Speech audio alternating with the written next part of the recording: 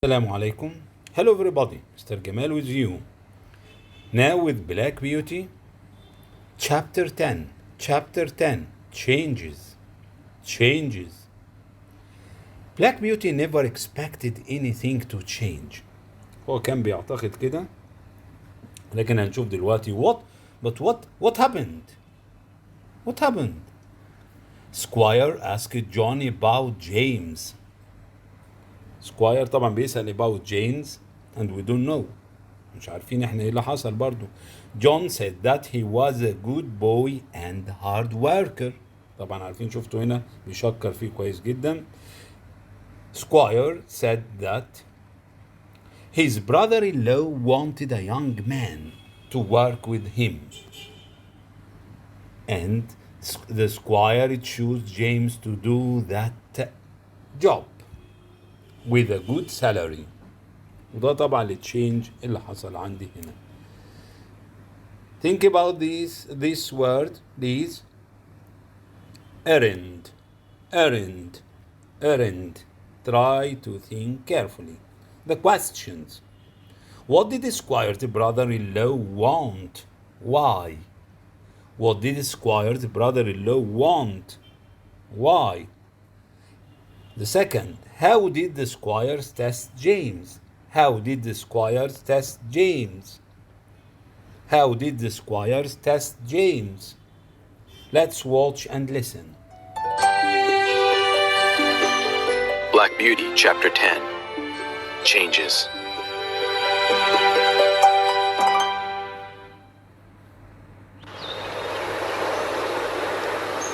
I wasn't sure how long I'd been at Birtwick Park, for horses don't keep track of time the way humans do. But it had been long enough for everything about the place to feel familiar. I was used to my life there, and to the horses and people. I never expected anything to change. Then one day the Squire came to the stable. John Manley had just ridden me out for some exercise. Now he was grooming me while James fetched some oats from the shed where the horse's feed was stored. When the Squire came over, his face was serious. He was holding a letter. John immediately noticed the Squire's serious face. He quickly led me into my stall and shut the door behind me. Then he turned to face the Squire. "Good morning, sir," he said. "What can I do for you?" Good morning, John. The Squire's voice was as serious as his face. I need to ask you something. Do you have any complaints about young James? James himself had just emerged from the feed shed. He stood there in the doorway looking surprised. But John was quick to answer. "Complaints, sir?" He said. "Absolutely not." Is he a hard worker? The Squire asked. Or does he get lazy when your back is turned? "He works as hard as I do," John said. "I've never known him to be lazy about anything." That's good. The Squire glanced at the letter he was holding. But now I have another question for you. When he goes out with the horses to exercise them or to deliver a message, does he do only what he's supposed to be doing? Or do you think he might sometimes stop to talk with his friends? "I have no reason to suspect that. John said, frowning. And if anybody has been saying that sort of thing about James, I want to know who it is. James is the most honest young man I know, and the hardest worker, too. He's gentle and clever with the horses, and I never worry about leaving him in charge when I have to go somewhere. If anyone wants to say otherwise, send him to me." The Squire's serious look disappeared. He chuckled and glanced over at James. Come on out, young man, He said to him. I'm glad to hear that John's opinion of you is the same as my own. Now let me tell you why I need to hear it.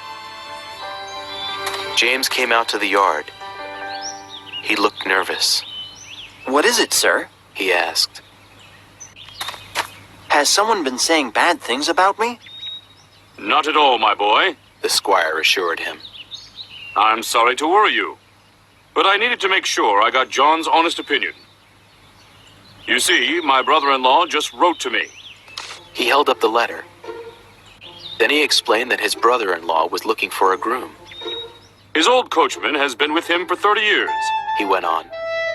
He wants a young man to work with him for a few years and take over when he retires. It would be a good job, with a fair salary and a nice place to live. Oh, John said slowly. I see. Well, I'll miss James if he takes the job, sir. But nobody deserves a good opportunity more than he does. I agree. The squire said. So do you think he can do the job? Yes, I do. John replied. He doesn't have much experience in driving yet. But he can do everything else there is to do around the stable, and do it well. Your brother-in-law would be lucky to have him. I was listening along with the other horses. At first, I didn't understand all of what the men were saying. But Merrylegs, who understands humans better than any of us, figured it out.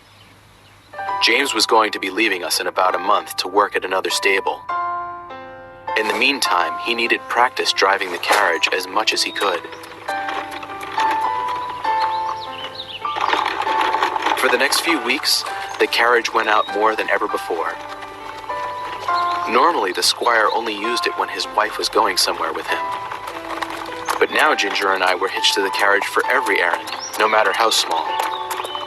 At first, John rode along to give instructions while James drove. After a while, James was allowed to take us out by himself. His driving got better all the time. Finally, the squire decided it was time for the final test. He and his wife wanted to pay a visit to some friends who lived about 50 miles away. It would be a 2-day trip, and James would drive them there and back.